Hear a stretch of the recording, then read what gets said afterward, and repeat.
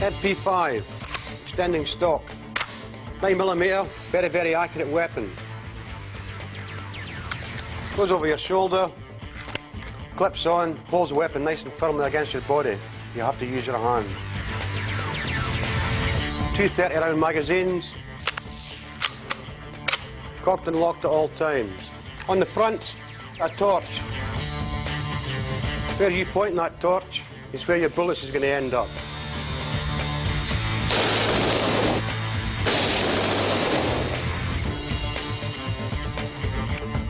Remington 870 Magnum shotgun, 5 rounds. Piece of bungee in the end. This is carried by the person who's going to open the doors.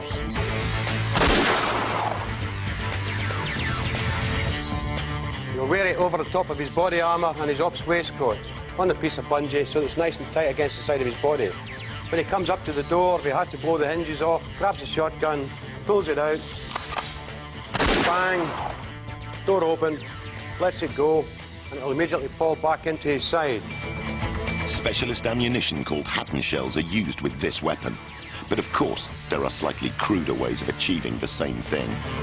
One of my favourite pieces of kit, once again for entry, door entries. Take this dynamic hammer, hold it, give it a good swing, right by the lock, and it will cave the door out.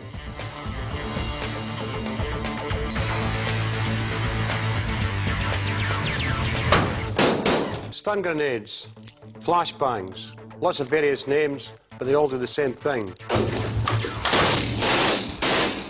Loud bang, doesn't harm anybody, but it will distract the terrorists long enough for us to get into the room to do the business. 6 Hour P228, 9mm semi-automatic pistol. This is your secondary weapon, and it's carried in your holster.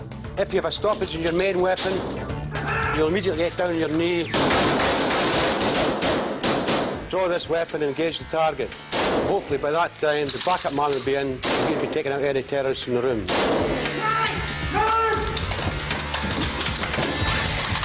Okay, find the back, no back!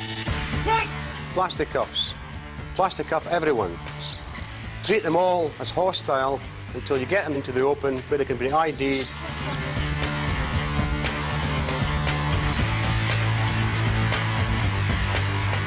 We train in this kit for months and months so that it becomes like a second skin to us. Now start secure! So that when we get called out on an operation, we can do the business without feeling restricted.